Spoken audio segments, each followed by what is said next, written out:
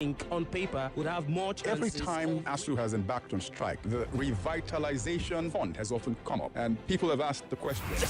The Newsroom, Mondays 6:15 to 7 p.m. on your number one talk station, 99.3 Nigeria Info. Let's talk.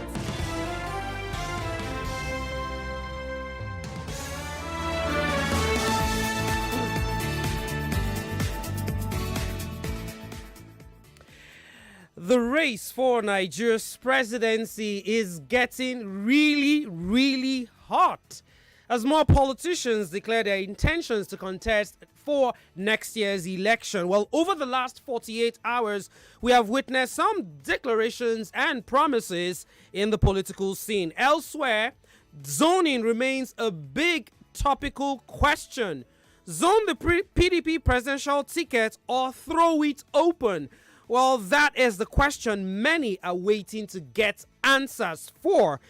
And while right here in Lagos, the controversy surrounding the leadership of the NURTW continues, just as many Nigerians struggle to stay in touch with loved ones after their SIMs were bad. If you're wondering what we're talking about, well, stick around because it is the Newsroom, a show brought to you by the Newsroom of Nigeria Info, where we take a look at some of the big topical issues that have taken place over the past week. My name is Ufuoma Egbamuno, and I'll definitely not do this show all alone because I've got my Shaku Maku master in the building. Oboh joins me. How are you doing? Brilliant. And Shaku Maku to you also, and everyone who's joined in. Remember, we're streaming this live on Facebook and as well as on YouTube. We are joined today by Dakuku Peterside. He's a member of the All Progressives Congress, a former Director General of the Nigeria Maritime Administration and Safety Agency. We also have a journalist and editor of Independent Monitor, a Port Harcourt-based newspaper, Lekon Ige, who will be joining us later on the show too. Also, PDP member and strategist Demola Rewaju joins us. Of course, you have reporters who have worked on the stories we're discussing today who will be live in the studio. Welcome once again, everyone.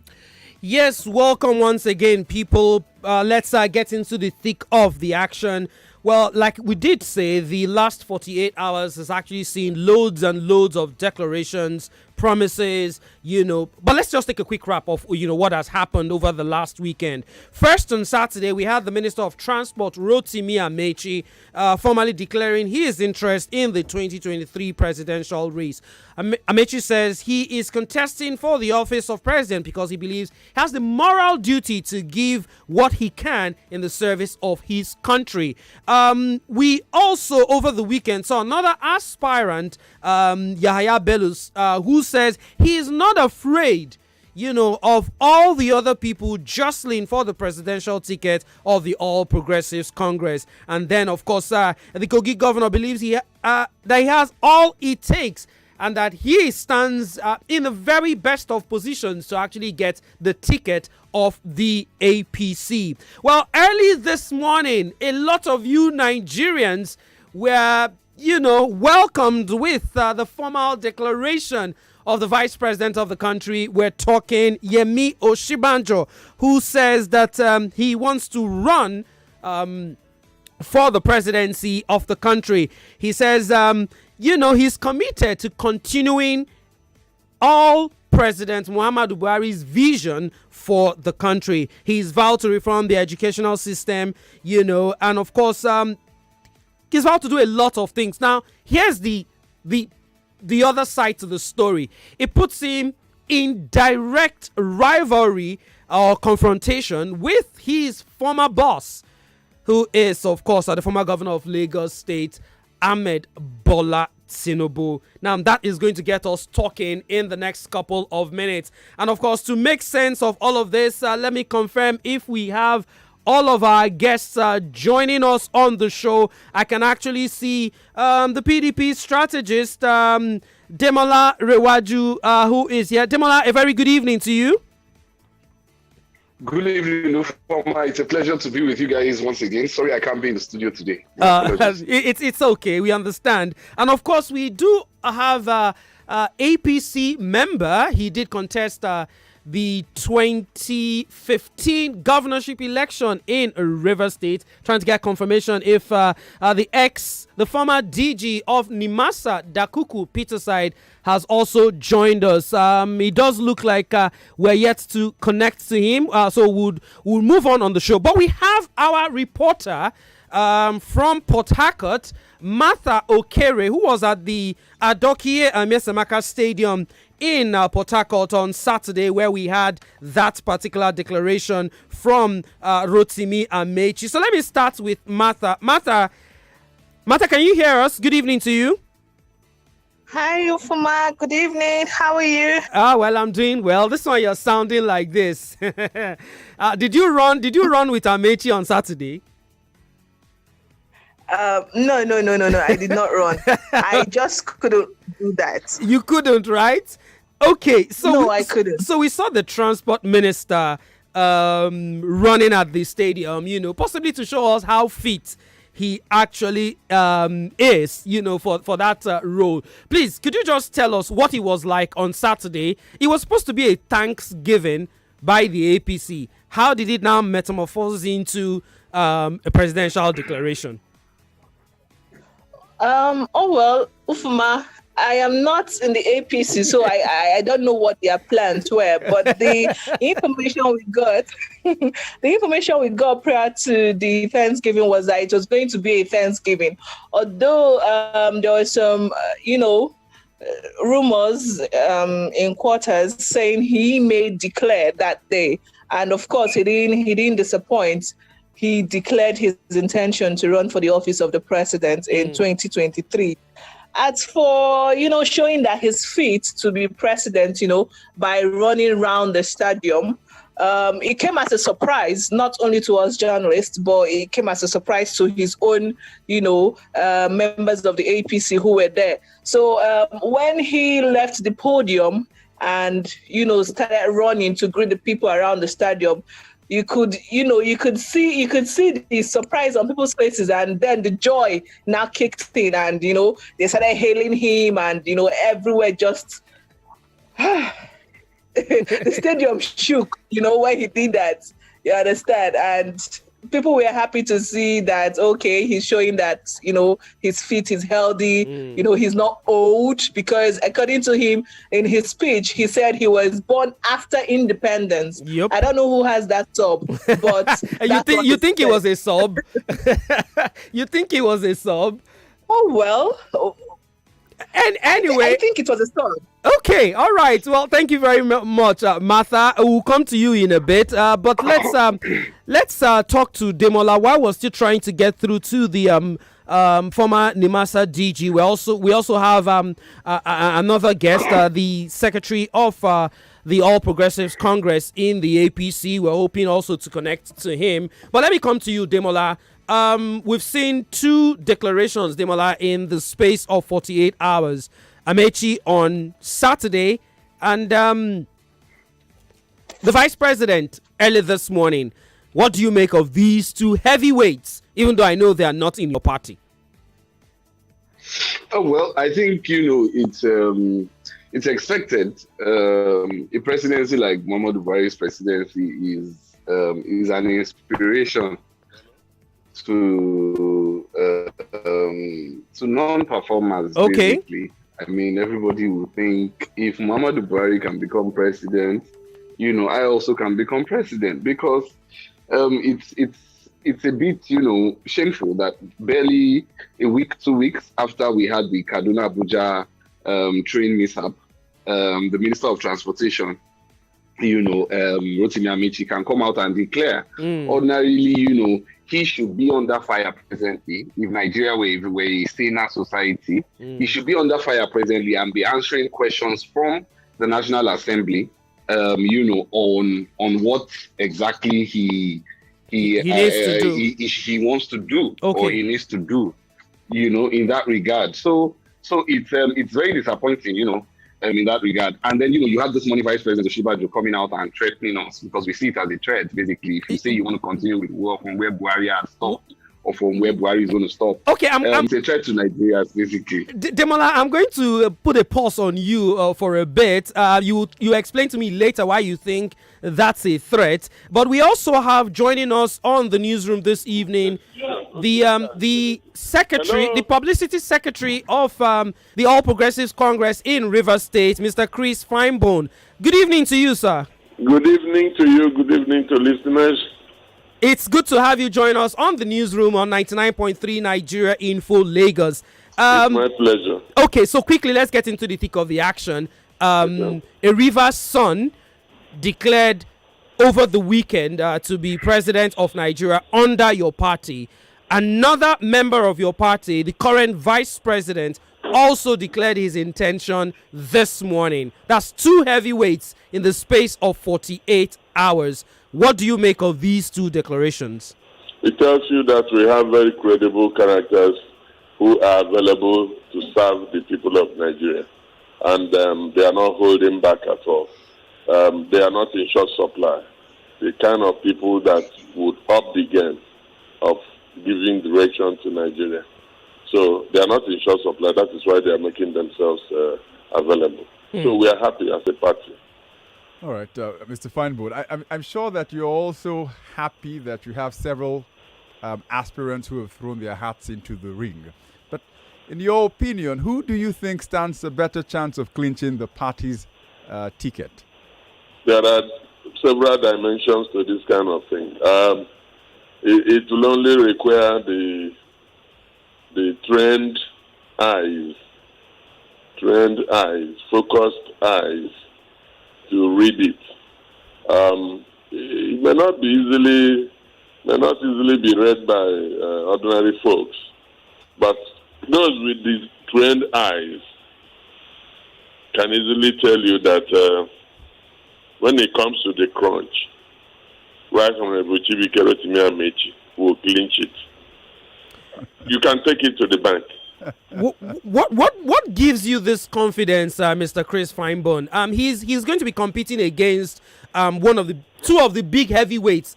The APC national leader Bola Ahmed Tinubu, the vice president Yemi Osinbajo. There's also Yahya Bello, the Kogi state governor. There's Dave Umahi, the Ebonyi state governor. There's the senator from Imo State, who's the former Imo governor Rochas Okorocha. These are heavyweights. What gives you this confidence to think that the former Rivers governor will clinch it at the end of the day?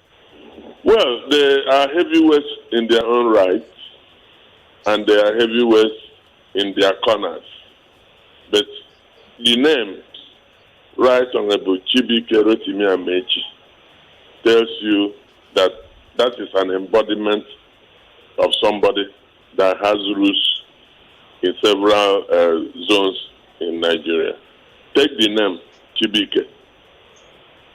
Take the other one, Rotimi. Take Amechi.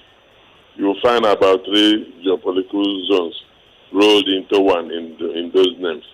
That is one. But more seriously speaking, Chibike Rotimi Amechi has a record of being a detribalized Nigerian. Somebody who had served this country without asking where the people, the particular persons in the area. He just simply keeps giving service. That is a man whom people walk up to. Like I noticed once, a lady just walked up at a burial he attended and went to kneel down before him. And he said, "Lady, stand up, stand. What's the problem?" He said, "Look," she was in tears. She said, "Do you know that I couldn't afford a day's meal, but you gave me scholarship that took me overseas to do my master's degree, and I'm back in Nigeria. I've not had the opportunity to see you, but this is the only opportunity. I decided to come and thank you."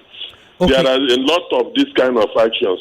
When you see, you know that this is a man who knows where he's coming from. He had never pretended or told anyone that he had a very rich background. Okay, No, okay, he Mr. rose from- Finebone. Yeah. Sorry to butt in, but great explanations you've given on the kind of a person that, of course, the Minister of Transportation is. However, let me just, one of my guests here, Demola Riwaju, pointed out something, that a lot of other Nigerians have been asking since Saturday, which is the fact that it's just about 2 or 3 weeks, since we had that deadly train attack, that saw us lose, I think, about 9 persons right now. So many of these, in fact, the terrorists released a video late last night, showing us pictures of and videos of people who are still in captivity. And many Nigerians are wondering, yes, the minister might not be directly responsible for defense, but the Nigerian Railway Corporation is under his ministry.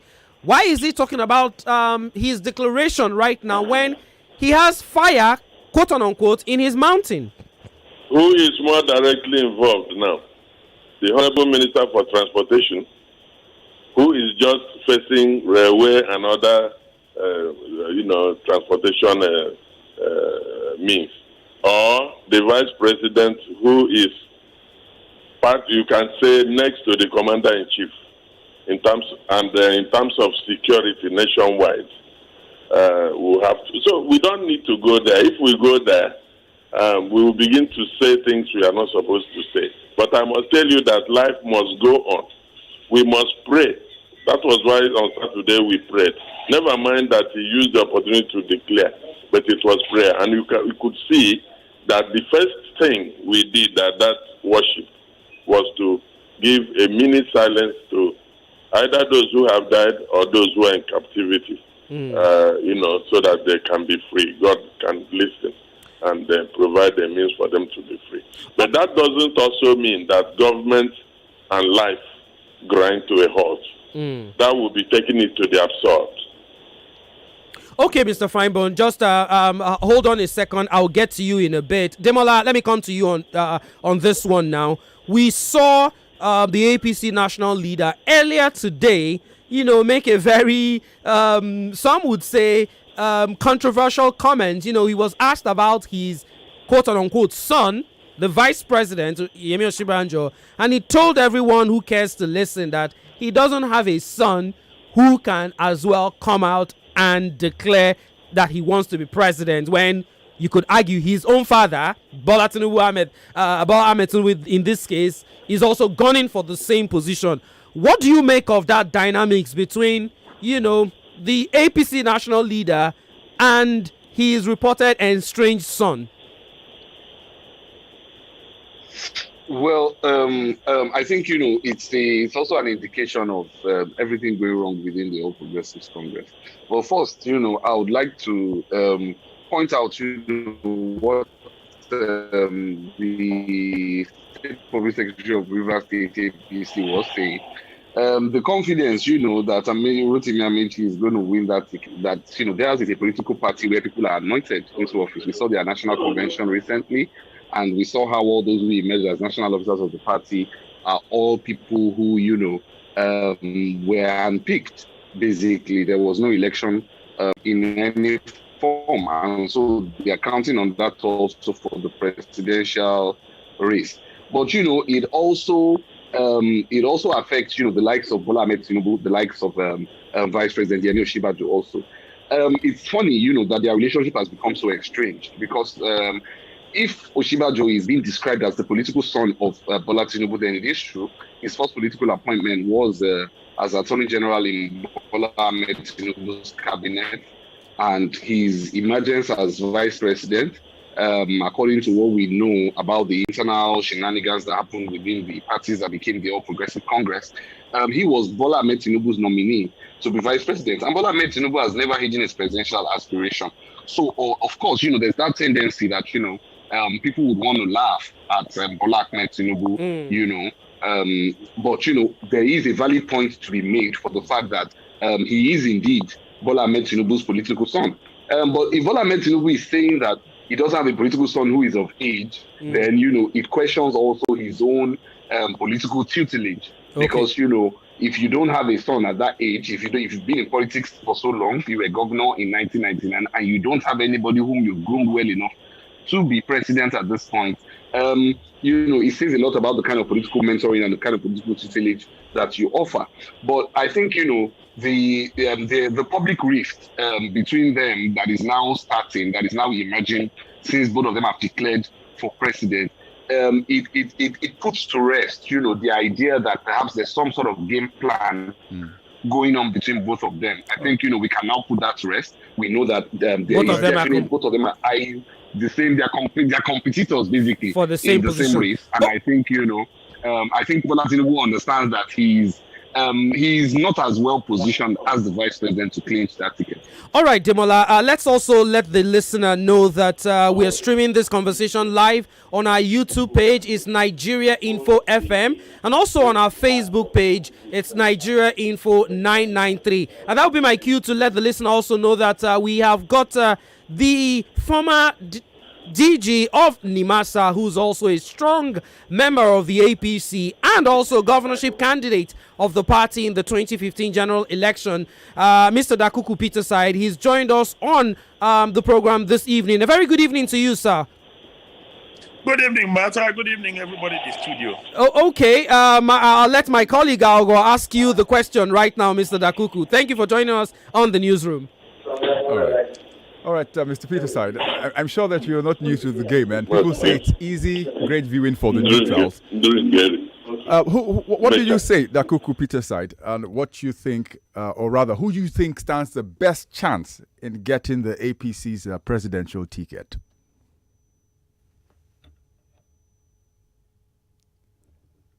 Mr. Peterside, are you there? Can you hear us? I can hear you. Okay, so the question is, who do you think stands the best chance in the APC to clinch the ticket with, of course, the likes of your colleague, Rotimi Amechi, the vice president, and, of course, the APC national leader, Ahmed Tinubu, battling for the same ticket? All right, thank you very much.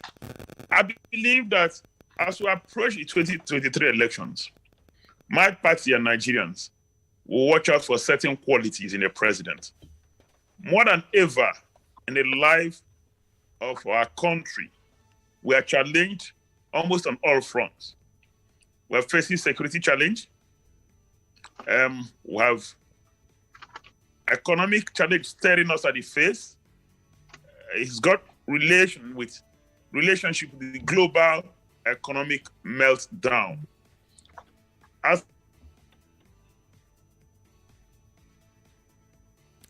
Hello?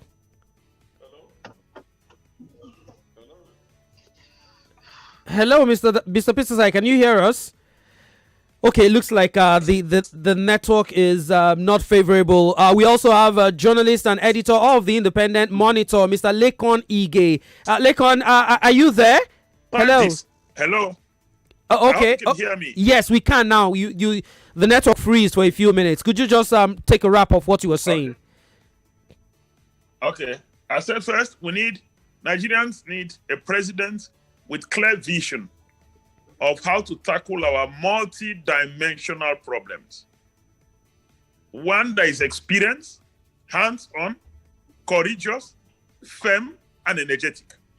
Now, if you look at this array of persons aspiring to the office of the president, you will ask yourself, who amongst them have a clear vision of how to tackle our multifarious problems? Who has got the energy? Who has got hands-on experience? If you look at these parameters, the right the Honorable Rotimi Amechi stands out. He's the only one amongst all of them that have served at all levels of government. He was Speaker of the State House of Assembly for 8 years, not just an ordinary speaker, an outstanding speaker. He was governor for 8 years and chairman of Governors Forum. He's been minister for almost 7 years. So he served on the legislative arm of government, the executive arm of government. Age is on his side. He's below 57 years old. He's actually 58. He's got clarity of vision.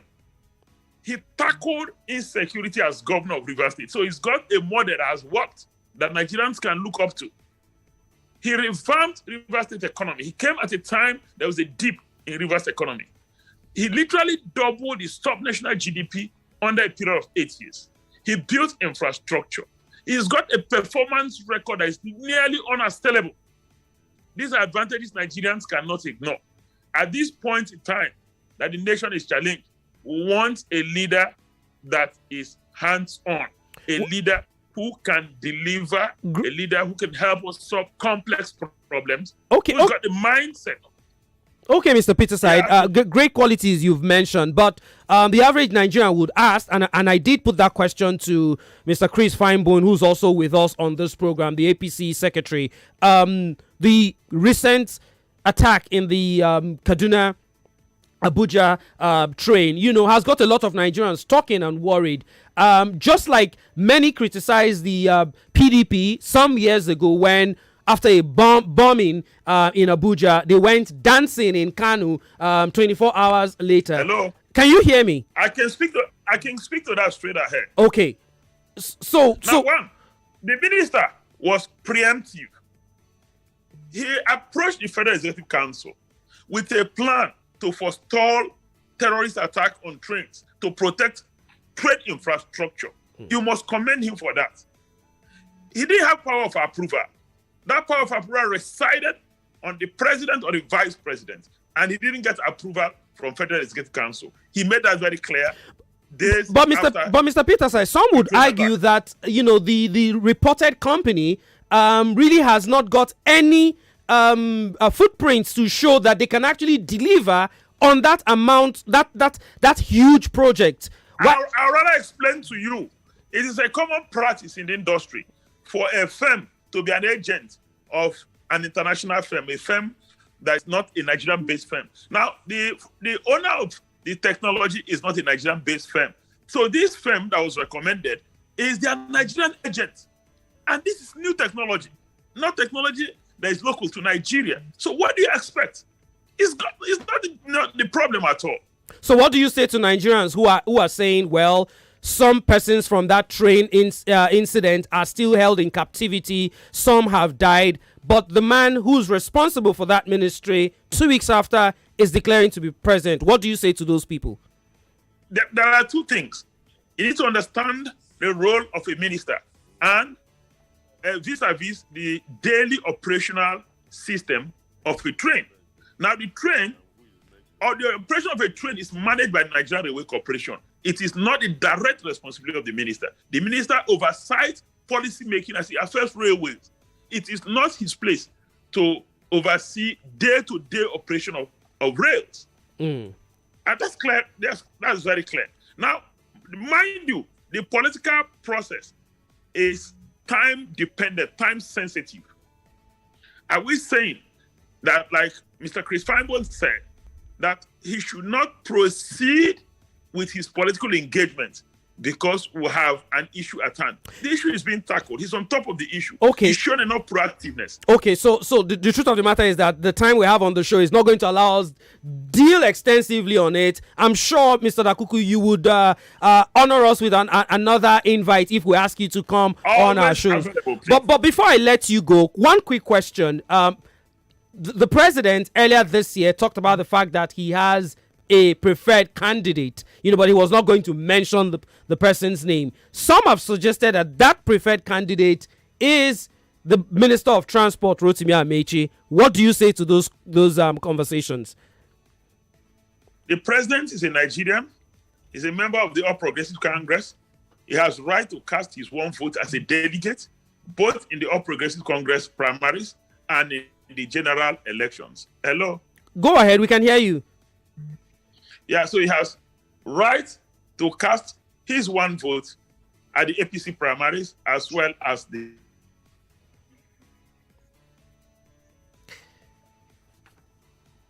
Okay, it looks like we're having another issue. We'll just leave that conversation. But quickly, let's talk about we do have our correspondent Honora Aniwobodo right here in the studio. Honora, one of the other presidential aspirant, Yahaya Bello, has talked about the fact that he's not afraid of anyone.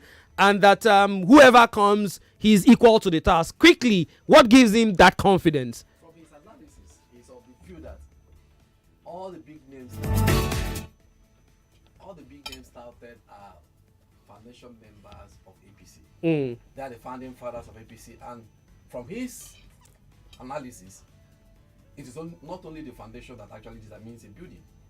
Once the foundation is laid, the structural placing of the block and is what's going to show the actual building, the beautification of the building, that they're the young ones that joined, and now those are going to take the APC to another level. Okay. So he's of the view that he's not afraid, his antecedent, his track record, security. He's got everything. He's got everything, and he's going to square it because he was the chairman of even the reconciliation committee of APC that brought some governors to the party. So this has given him the moral standing to say to compete.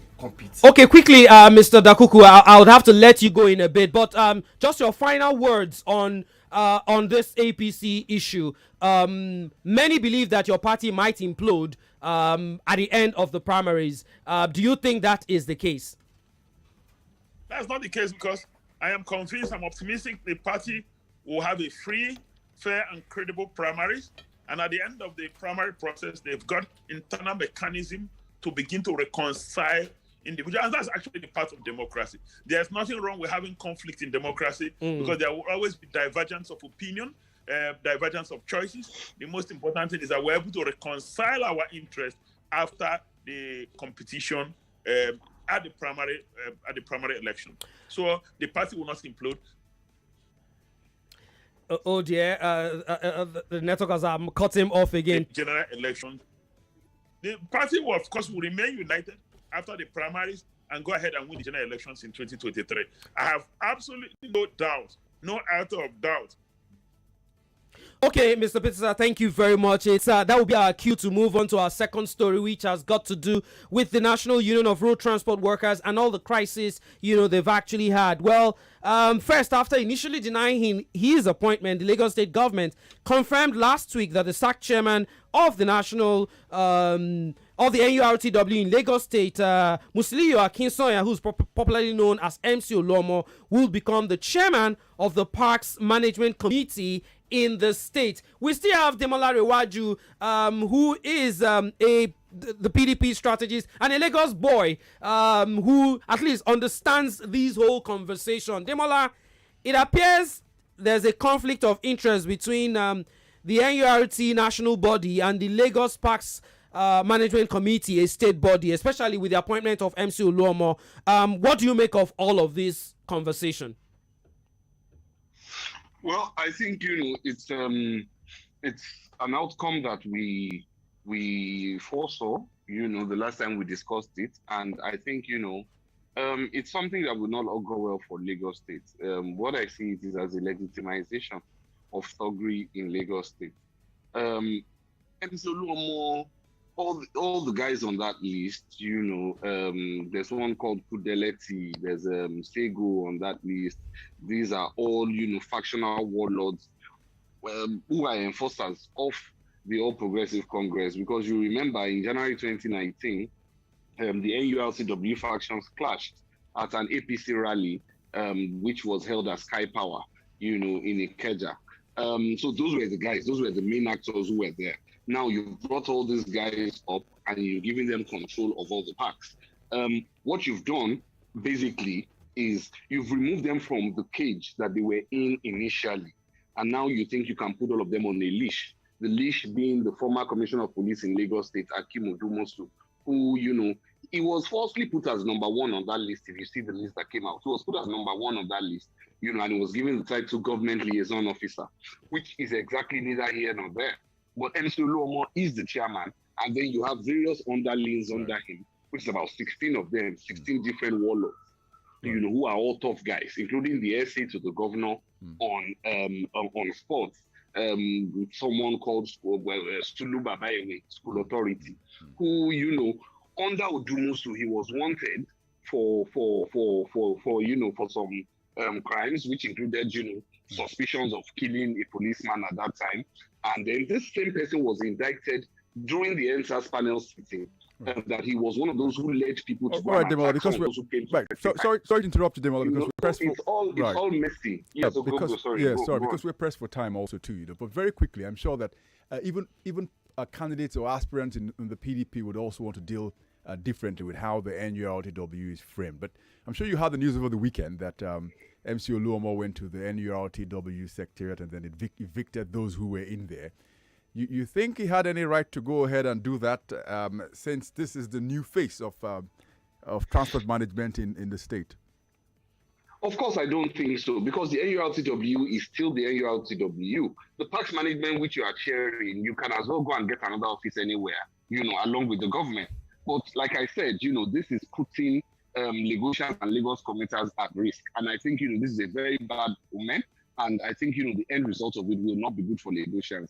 Because, you have so many other factions within that same transportation sector. You have the Keke Marua guys, you have the motorcycle riders. They also want to be independent.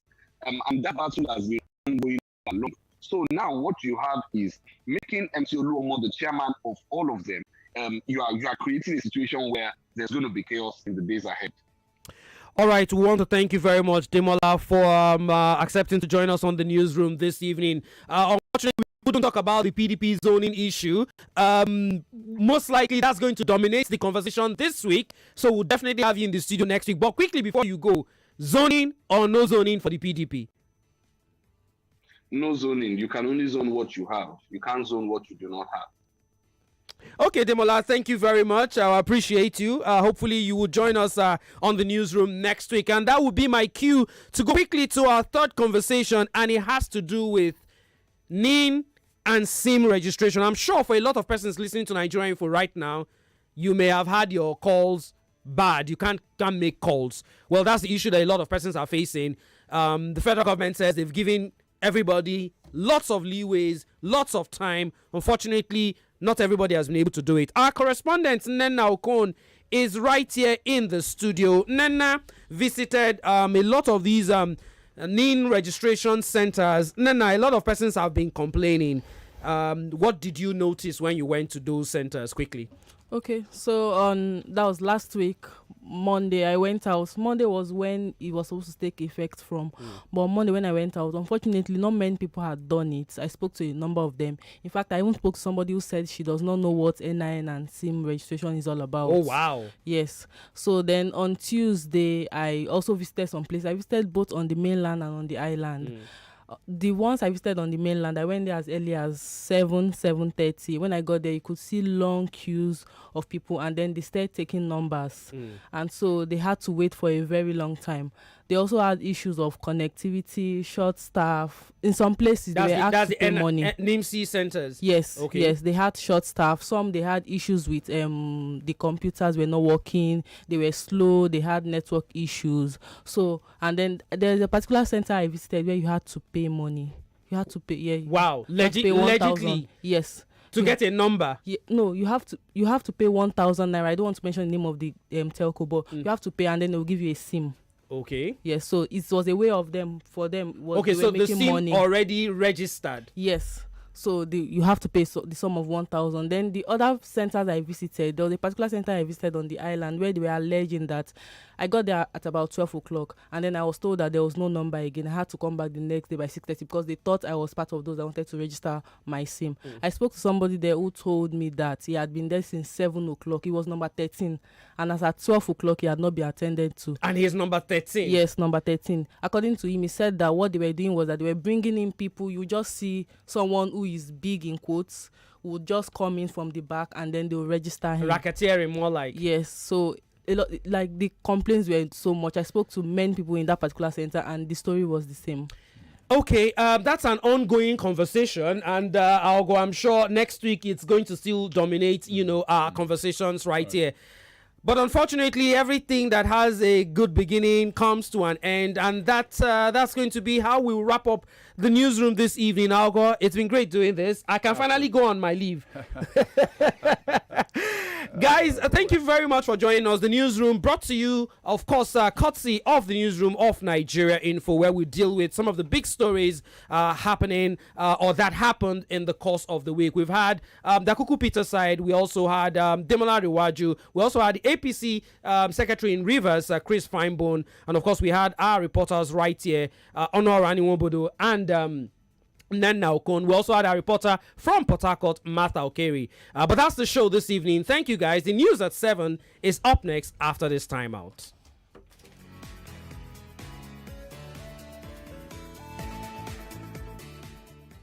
The best things in life.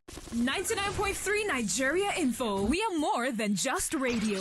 Subscribe to our YouTube channel at Nigeria Info FM. Check us out on Facebook at Nigeria Info 99.3. Follow us on Twitter at Nigeria Info FM and on Instagram at Nigeria Info FM Lagos for live updates as it happens. 99.3 Nigeria Info.